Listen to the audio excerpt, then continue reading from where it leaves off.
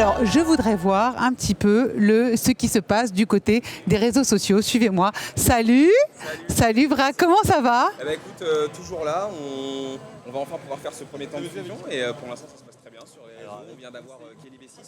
Et franchement, elle a envoyé une énergie incroyable. Vraiment, je pense que t'aurais adoré faire ce petit cours avec nous, ce petit Alors, atelier. qu'est-ce que tu as appris? Eh ben, écoute, j'ai appris à faire des jabs, j'ai appris à synchroniser un petit peu mes mouvements, à me servir de mon bassin, à me servir de ma colonne. Elle m'a appris vraiment beaucoup de choses. Et je crois que... C'est quoi, c'est la posture? Ouais, c'est la posture parce qu'en fait, j'ai appris que dans la boxe, c'est pas forcément les bras, ça part du bas. Tu vois, l'énergie remonte et voilà, on fait partir l'énergie. Et je pense que je vais aller prendre quelques cours avec elle. On a échangé les Instagram et ça va être sympa.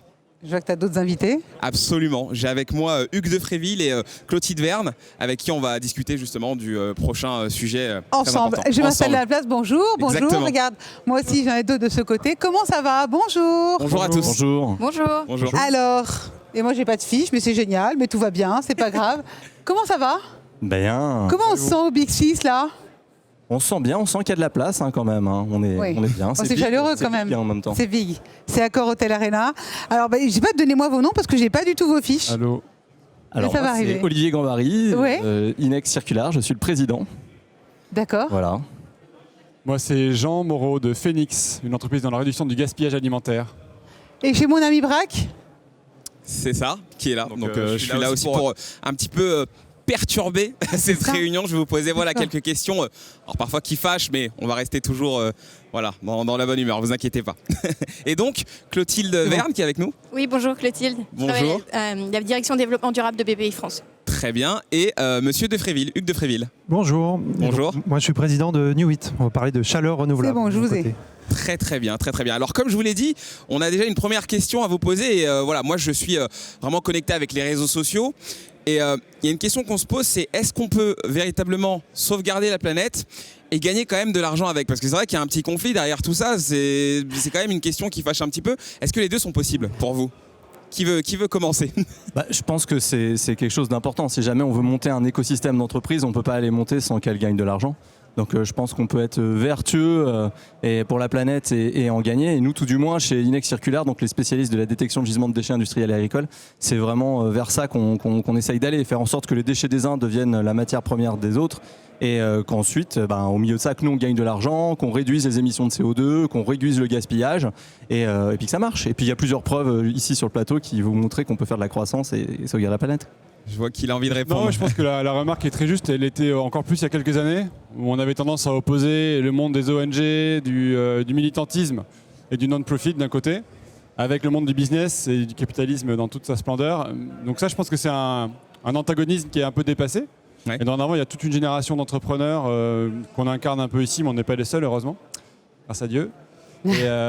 Et donc, on montre qu'en fait les deux sont compatibles et que non seulement c'est une bonne chose et qu'en plus c'est le sens de l'histoire et que ça permet d'attirer des talents, d'avoir un business qui a à la fois du sens, de l'impact et de la croissance et que c'est un sujet qui va faire que monter en puissance selon moi. Donc oui, la réponse est clairement oui et c'est que le début de la révolution de ces métiers hybrides à mi-chemin entre le business traditionnel et la sauvegarde de la planète et de l'environnement. Alors, Okay. mais quand même, moi je voudrais rebondir par rapport à la question de Braque qui est essentielle. Clotilde, vous voyez passer beaucoup de projets justement de développement durable chez BPI France. Est-ce qu'on peut dire que ces projets sont rentables pour les entrepreneurs? Oui, complètement.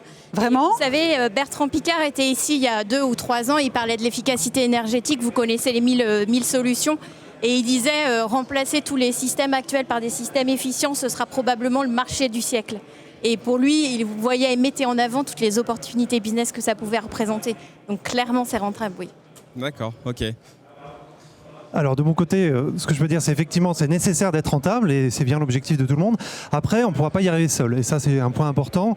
Par exemple, nous à notre niveau, sur le secteur de la chaleur renouvelable, clairement aujourd'hui on se bat face à des énergies fossiles qui sont extrêmement peu chères en ce moment et pas de vraie taxation carbone, pas de vrai prix du carbone en France ou en Europe. Donc aujourd'hui, pour être compétitif, on a besoin d'aide. Alors ça peut être des aides, on parle des taxes ou alors des aides à l'investissement et c'est un vrai sujet pour nous, mais voilà. Il faut aussi que la société nous accompagne. Je pense que c'est un vrai choix de société de décarboner. C'est presque un acte citoyen finalement. Tout à fait, tout à fait. Mais je veux dire, il faut vraiment que chaque citoyen sache que dans ses impôts, dans sa contribution, dans sa facture où il va payer une taxe dédiée à la transition énergétique, voilà, ça sert à des projets concrets qui peuvent nous amener vers un monde sobre en carbone. J'aime bien parce que dans la réponse de Hugues, on avait presque la prochaine question que je voulais vous poser un petit peu à tous. Est-ce que c'est pas galère justement de trouver de l'argent pour pouvoir avancer sur ce genre de sujet? Parce que finalement, comme vous le disiez, c'est pas forcément rentable à la base. Et finalement, comment on fait pour voilà, aller chercher des moyens pour avancer? Alors je vous rassure, quand on fait un business plan, parce que même si on est dans l'économie sociale et solidaire, on fait un business plan, ouais. Et donc on doit montrer qu'en quelques années on est rentable. Donc quand on parle avec des investisseurs, c'est quand même ce qu'ils cherchent. Même si en fonction des fonds d'investissement ou les business angels que vous avez, c'est pas obligatoirement l'élément sur lequel ils vont le plus se concentrer. Ils vont aussi regarder effectivement l'impact et ce que vous pouvez apporter à la société. Mais ouais. De base, on prévoit d'être rentable, même si après on y arrive ou on n'y arrive pas. Que c'est ça ce qu'on ne sait pas quand on débute, mais c'est quand même déjà la base, c'est le germe est là, quoi. Donc on ne peut pas se permettre de ne pas au moins le tenter. Il y a toute une tendance, moi je dirais qu'au contraire c'est plutôt un atout et qu'il y a de plus en plus de financements qui sont fléchés vers les projets green, responsables, circulaires.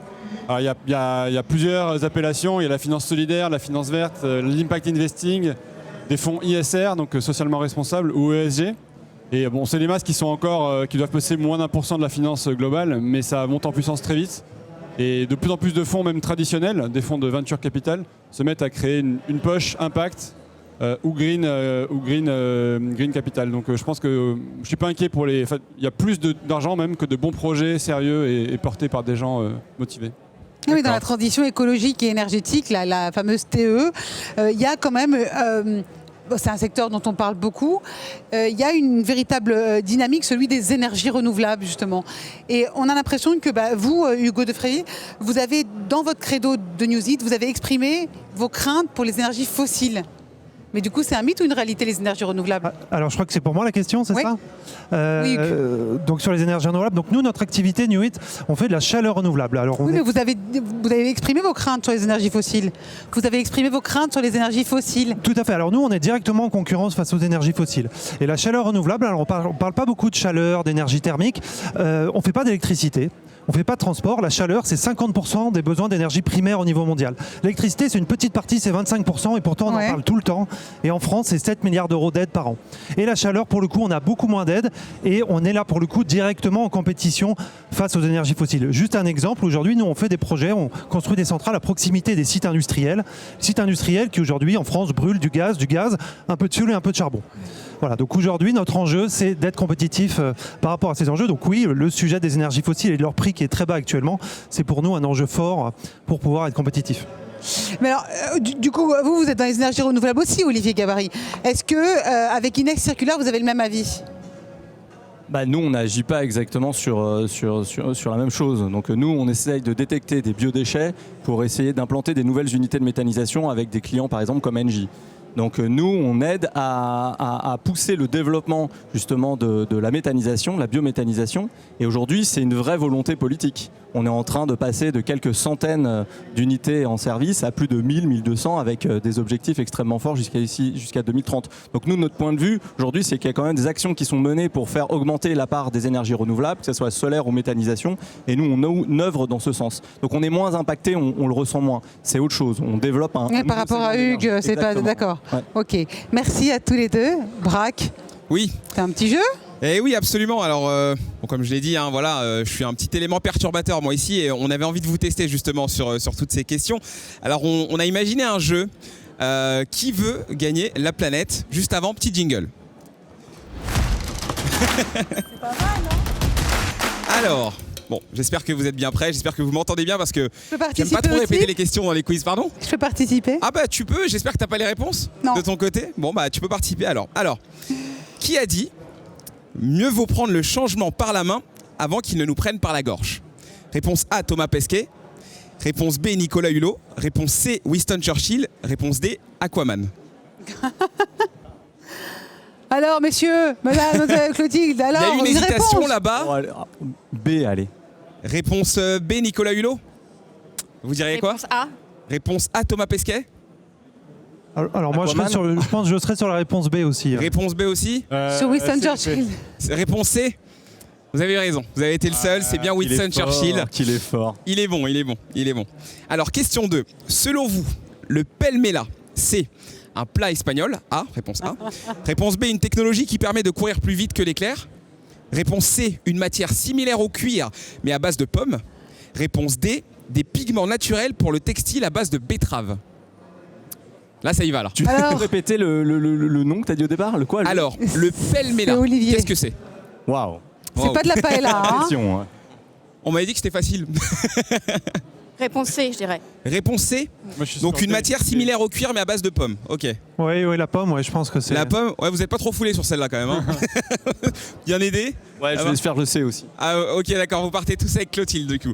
Ouais, c'était bien la réponse C, donc c'est bien une matière similaire au cuir, mais à base de pommes. Tu t'es pas prononcé, toi. Mais je suis dans la route. Non, il est resté en retrait. Sur Aquaman encore. Je reste sur ma victoire. Ah, vous avez revu le film en fait là dans la tête. Non, mais c'est cool. Complétez la citation suivante de Thomas Pesquet. J'ai vu la beauté de la Terre, mais aussi A, sa fragilité, B, sa durabilité, C, sa liberté, D, sa résilience. Sa fragilité. Sa fragilité, Fragilité, Fragilité. 100%. Oui, clairement, ouais. Facile hein. Sans doute. Allez, réponse A, on va pas faire durer le suspense. Question 4. Quel était le titre du film documentaire de Al Gore sorti en 2006? Une planète qui s'arrange, réponse A. Une vérité qui dérange, réponse B. J'ai l'impression que la réponse il l'a déjà, notre ami là-bas. Réponse C, un mensonge qui démange. Réponse D, il n'y a pas le feu à la grange. Une vérité qui dérange. Oui, Non, je laisse répondre Jean parce qu'en fait il attend mais déjà ma victoire. que tes Prends ta mimiques. victoire, prends ta victoire, vas-y, on a déjà croqué nous. Ouais. Vas-y, répète les choix. Alors, une planète qui s'arrange, une vérité qui dérange, un mensonge qui démange, ou il n'y a pas le feu à la grange. Le film de Al Gore sorti en 2006. Vous Une l'avez? vérité qui dérange. Une vérité qui dérange? Ouais, tout à fait. Oui. Alors vous vraiment, Il y a même une suite, je crois. Il y a même une. Hugues de Fréville, là vraiment c'est... Vérité ouais, bon. qui dérange 2. Une vérité qui dérange. Allez, c'est bien ça, c'est une vérité qui dérange. Bravo à tous. Parmi ces idées originales de la communauté scientifique pour lutter contre le réchauffement climatique, laquelle est vraie? Rendre les nuages plus blancs pour détourner les rayons du soleil, c'est ambitieux. Détourner les radiations solaires avec des parasols dans l'espace. Mettre des semences d'arbres et du fertilisant dans un avion et bombarder les zones à replanter. Ou réponse D, transformer nos ordures en blocs de béton. Alors là, je peux répondre en premier. Allez-y. Pour tenter ma chance, moi, je tenterai les parasols solaires. Ouais. Les parasols solaires. Ouais, Ok, d'accord. moi je dirais même qu'il y a plusieurs réponses. Ouais. Parce qu'il y a le B effectivement, et il y a aussi le D, parce qu'on a des amis qui font ça. Oui, ça existe déjà, Ça en existe effet. aussi. Et on crée ça avec des déchets. Hein. C'est pas du voilà, c'est avec des déchets et effectivement ils créent des petites sortes de cailloux et la boîte s'appelle Absolument. néolithe. Voilà. Du coup, vous partirez sur la réponse Bah, B et D, moi. B et Je D. prends les Ok. deux. Moi, Bah, je pense que la D, elle est plutôt bonne. On va la valider. B. B. Alors, pour moi, c'est plutôt rendre les nuages plus blancs pour détourner les rayons du soleil. C'est ce que j'ai. Vous y croyez ou Non. Non. Blanc que blanc, non, on s'y est pas mis encore. Non, je savais je pense- qu'on Ah, recouvrait il y a les une- glaciers pour les protéger des rayons du soleil, mais les nuages plus blancs, je savais pas. Non, ça non. risque d'être Mais compliqué. le B existe, effectivement, il y a des projets comme ça qui sont lancés Ouais. et le D, je vous dis, est déjà opérationnel. Ok. Bon, on va dire que c'est B et D. On va valider Ouais, ça. c'est mieux que. C'est mieux. Alors, qu'est-ce que Phoenix, les amis? Le dernier titre de Daft Punk, réponse A. Un jeu vidéo autour de la sauvegarde d'espèces disparues, réponse B. Une marque de cigarettes recyclables, réponse C. Une start-up parisienne qui favorise l'économie circulaire, réponse D. Bah, c'est Jean qui va répondre là, je pense. Hein. Ouais, Jean? Je peux pas répondre, j'ai un conflit d'intérêt.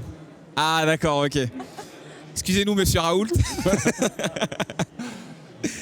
Vous avez la réponse? Ouais, c'est intéressant, ça Bah, m'intéresse. la réponse est à ma droite. Hein. Bah là, Ouais. on a eu un indice, je pense. Hein, Oui. Ah, bon. donc, moi, je La pencherais. D. Ouais, La c'est D. ça. Allez, la D, Voilà. c'est ça. Une start-up parisienne qui favorise l'économie circulaire.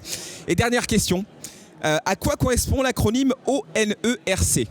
Alors, Organisation nationale des eaux, rivières et cascades. Réponse B.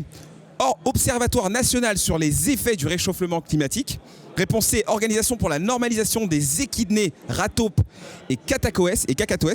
Réponse D. Observatoire norvégien des équilibres relatifs des échasses. Je suis content, j'ai réussi à le faire.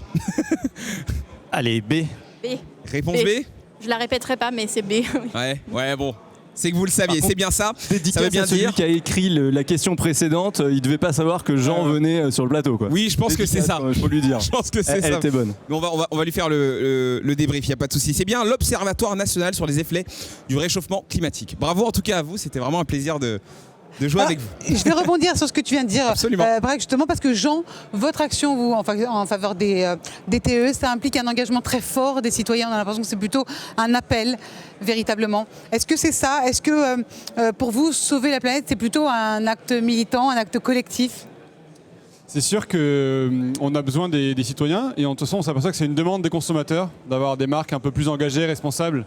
Quand on voit le succès d'un Yuka ou d'une marque comme C'est qui le patron ou le nombre de Veja qu'il y a ici sur le Big, on s'aperçoit que les consommateurs sont de plus en plus en attente de produits responsables et sont prêts à faire un geste, à s'engager. Donc nous c'est ce qu'on leur propose. On a une application mobile qui permet aux consommateurs de racheter à prix cassé des invendus en fin de journée chez les commerçants de quartier autour d'eux et de faire un petit geste contre le gaspillage tout en économisant du pouvoir d'achat. Donc quand, comme nous, mais on n'est pas les seuls à faire ça, le geste anti-gaspillage et le geste pour la planète est accompagné d'une réduction ou d'un geste pour le pouvoir d'achat, ça marche encore mieux. Moi, c'est mon credo. Je pense qu'il faut lier l'écologie, l'environnement avec l'économie et pas déconnecter les deux et que ça marche bien quand l'écologie permet de réduire ses coûts et de faire en même temps un geste vertueux. Tout le monde s'y retrouve et la boucle est bouclée. Et voilà, on va tous s'engager avec vos côtés. Merci beaucoup. Merci beaucoup à tous les quatre. Merci à tous. Merci Braque. vraiment. Merci beaucoup.